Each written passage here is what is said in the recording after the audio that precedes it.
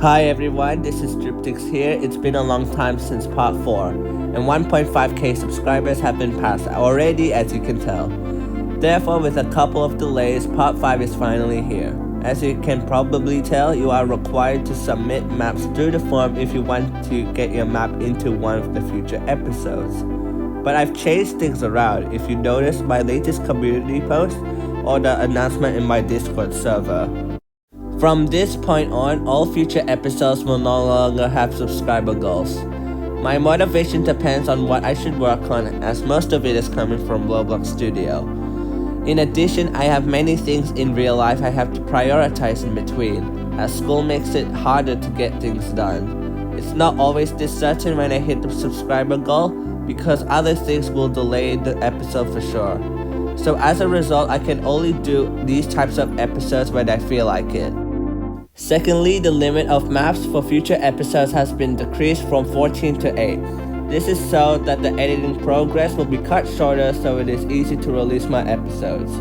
Also, when I play maps, I don't want to record for too long. First of all, I will start to lag the longer I record. Second of all, my iPad storage space isn't as great, especially when I record for 1 hour, just trying to get further into my map I'm unable to beat. Thirdly, the rating of maps has been changed. It's now focused on design, gameplay, and soundtrack. This is only a minor change when it comes to me critiquing maps. Lastly, you can only have up to 2 maps made by the same creator per episode. There are a few people wanting me to play the timelines all in one video. It can be unfair for others, as the creator can seem to push towards the map limit for an episode. I decided to put up this rule so equality is taken into account. These changes are now vital, and the rules in the submission form will be updated accordingly when you submit a map. Now let's get into playing and reviewing your maps. This first map is called Destructed Outbreak, which seems to be a dystopian facility given that this map is inspired by dystopia. These rooms are almost reminiscent to my map Blackout, which I can hint that this map may be inspired by Blackout too. As seen in this map, everything is corroded and destructed, hence the map name. The design of the first room is executed well, but then onwards is lacking of detail. Overall, a design not too bad. The gameplay isn't too bad, but it could use some work as it is pretty much generic. There's not much going on as for now within these 2 rooms, while I have nothing else to say about it, so the rating isn't as high. The BGM of this map is the OST of Dystopian World, which carries on the dystopian vibe of this facility, thus also referencing the old version of Blackout, which I can tell in this map.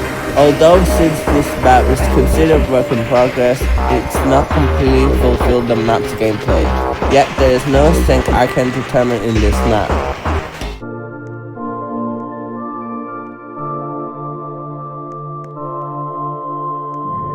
The second map is called Volcanic Energy Station, appearing to me reminiscent of ABMV3 and FE2, except it utilizes the lava having particle effects, which are not seen in both maps.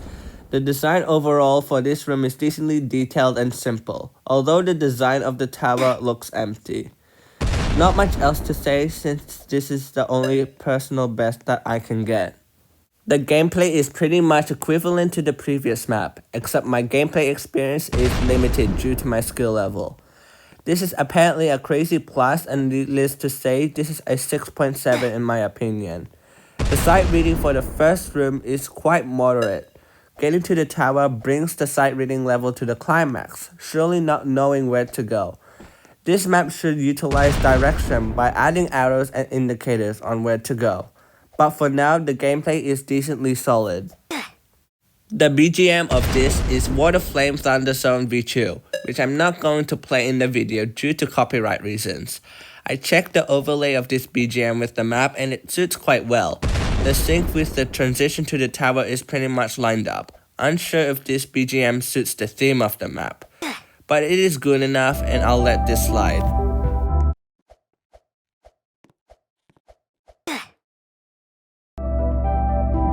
The third map is called Astonishing Seaside, which is a normal map that is finally not a ridiculously tough map that takes a lot of attempts to beat. Outlooking on the design, the detail isn't that appealing to my standards, but the theme is decently executed. The gameplay though is kind of a walking simulator for the most part. At least the jumps are reasonable for a normal map. Not much else to say about it, as the gameplay lacks variety and creativity. Apparently, according to the response, I was informed this map's BGM is the OST of Submerging Coastline in Hkjkjkjbnjbkj. As much as this map has a beach seaside theme, personally it's chaotic for a normal map like this.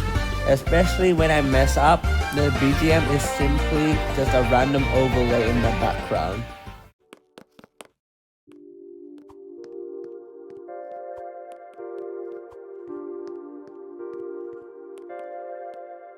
The fourth map is Mini Mashup, which is apparently a mashup of maps that coincide in this one map.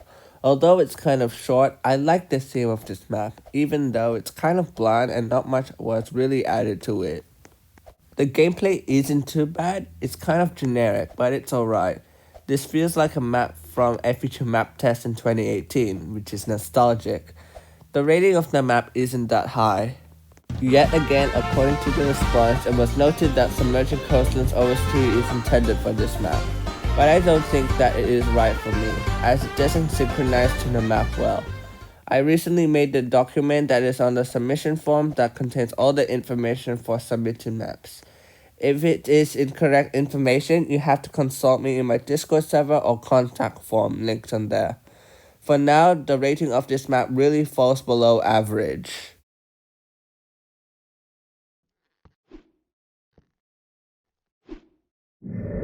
The fifth map is called Plastic Madness by Velo-city, as in an extreme map. A complete difficulty upgrade after playing the easier maps, how great. Of course, I didn't fully complete the map. Let's just see what I can talk about here. The attention to detail only focuses on the platforming while there isn't much variety on the walls of rooms. It feels like a layout map, but only the platforms are detailed. Overall, it does look plastic, hence the map name, so it's reasonable why the walls aren't detailed. The gameplay for this map looks fun at first sight, but at my personal best, I had confusion on where to go. Arrows would be nice to add on for this map, as it can tell you where to go while maintaining a harder difficulty, such as Hypertanius. Creo Challenger is the BGM for this map, and it synchronizes the map pretty well. Enhances the map gameplay too when I play the BGM over it. Unfortunately, I can't experience it because of the Roblox audio privacy, but I'll let this end up on a higher rating as this map is enjoyable overall.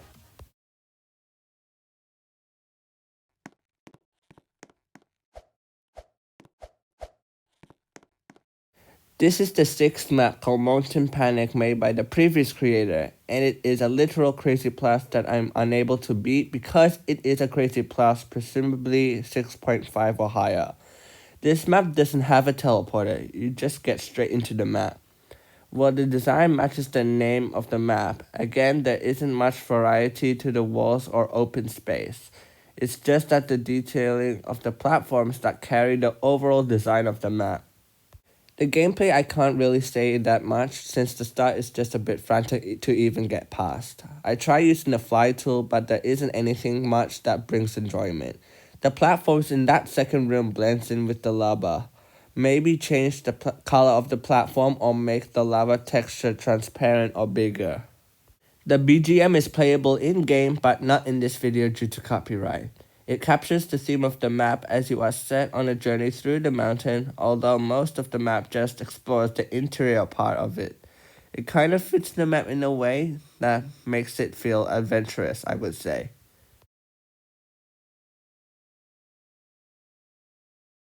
The seventh map is called Volcanic's Secret Facility, which is yet another Crazy Plus. The design really captures the volcanic caverns of the facility, the use of the cracked lava materials, sounds, and visual effects. They were implemented very well with this map and its particular theme. The gameplay is what led my attempt up to my personal best. Most of the gameplay was straightforward as I can pinpoint where my next step is, especially after pressing a button. That wasn't the case until I got to the main tower, where the platforms placed sharply around the center point. It would be at that point where visual directions would be useful, and that's the only issue for this map. The rest of the gameplay is personally enjoyable. The BGM of this map is playable in-game, yet it's copyrighted. Despite that issue, it syncs to the map very well, and this music genre is on point with the volcanic theme of the map, and its intense nature of the build-up. This is nicely done.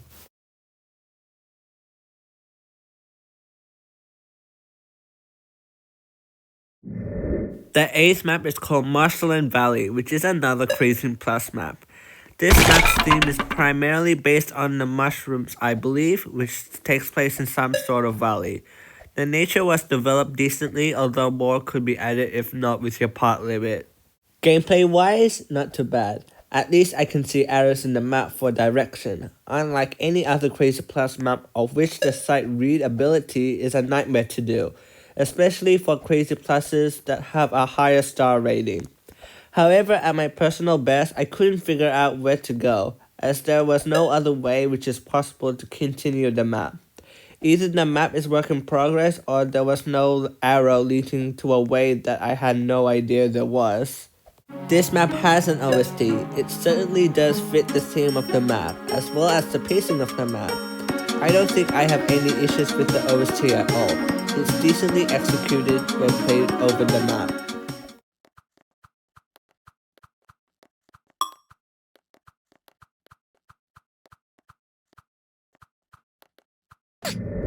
The 9th map is called Petra Plateau. I must say the design of this map is impressive. I like the use of particles as well as realistic grass which were probably used as images.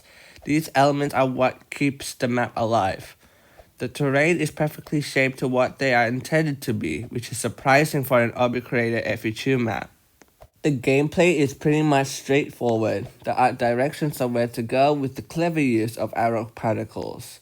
There's also button indicators to know what objects are affected when you press a button, which makes it easier to keep the flow of the gameplay.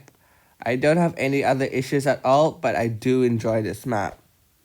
There is an OST for this map, and it seems quite peaceful and fitting for this map's atmosphere.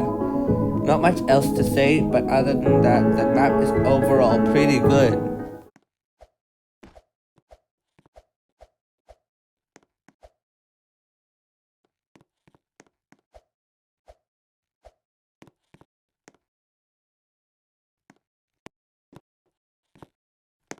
The 10th map is called Solar Facility according to the response, which is kind of a generic name. This map's design isn't that appealing, and I'm not sure if it matches the theme of the map. This looks like a security facility, pretty much like Dystopia. The details are not that bad though, but the theme of this map is kind of undetermined and contagious. The gameplay for this map apparently is a TRIA.os extreme difficulty, but this map is short. There's only this one tower I have to get through and that's it. The platforming in this tower is hard and unpredictable at first, but I got consistent on these platforms, and at the top of the tower it felt like Dystopia and the end is just there. I can sense that part limit can be an issue for this, but at least more gameplay can be added. The detail of the map is fine as it is, the design is what throws me off. This map doesn't have a BGM yet, so that's unanimous.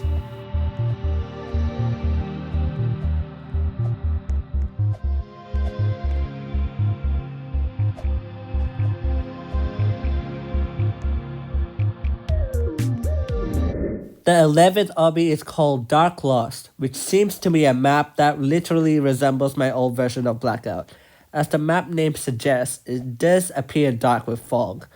The walls are pure black to signify darkness as if they were inspired. The platform detailing isn't too bad and the theme is on point. The gameplay is a bit of a hassle. It's surely a divine map according to the response I had got. Clearly, the jumps are mildly infuriating and can be frustrating.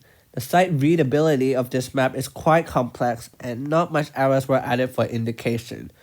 This isn't as high as it is expected. The soundtrack uses the OST of Dystopian World, which again I seriously think this is inspired from Blackout. The beginning is reminiscent to one another, and when overlaying the BGM over the gameplay, it's synchronized well. As a result, this is the only positive aspect for this map.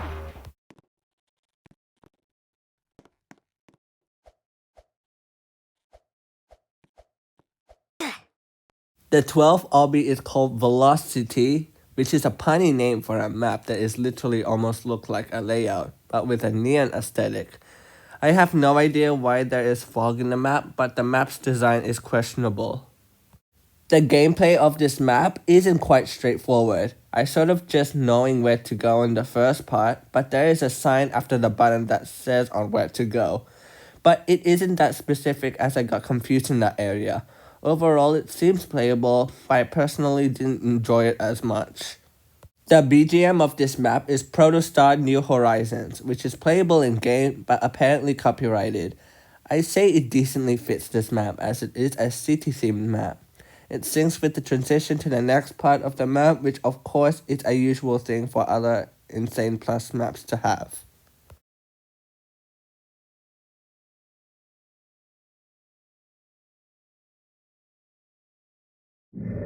The 13th map is called Bluple Skylands, and the design is looking decent. It feels like you're venturing through Skylands. However, the lava texture can be improved, and that's my only issue for this map overall. I was given the information that the map's difficulty is an easy map, but in the title it is a normal map, which got me mixed. However, it atones the difficulty from the previous Crazy Plus maps I played. The directions are straightforward, there are arrow particles, but I feel like the jumps look a bit tough for an easy normal map. This is only my thoughts though, it is somewhat enjoyable overall. This map has an OST, but there's also a BGM occurring in the game, which is presumably copyrighted. In this case, I will have a listen to its OST. My thoughts on this OST doesn't sound bad, it can still be improved by sounding more tranquil venturing the Skylands. A few of the instruments used sounded weird to me, especially for an easy normal map overall.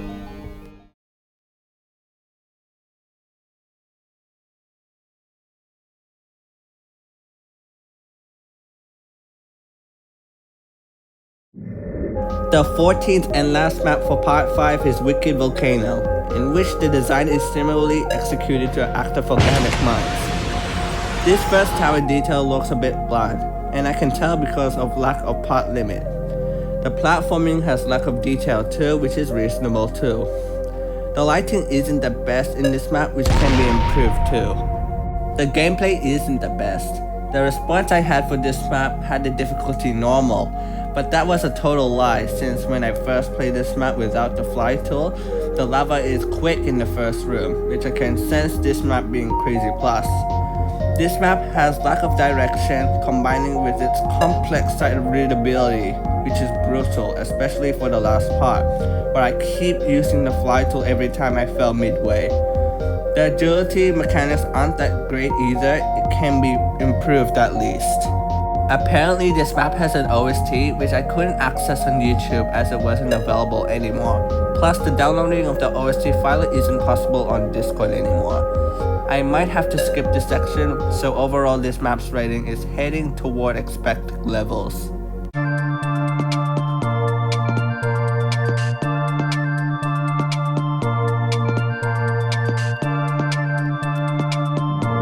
Well, that is it for part 5. I hope it was worth the wait since my 1.5k subscribers hit. I do appreciate your patience, but now since I removed the subscribers requirement, it'll become demotivating for the future of this series. However, I do plan to record part 6 in September, as it would be a special episode since that is my birthday month. Other than that, thanks for watching and have a nice day.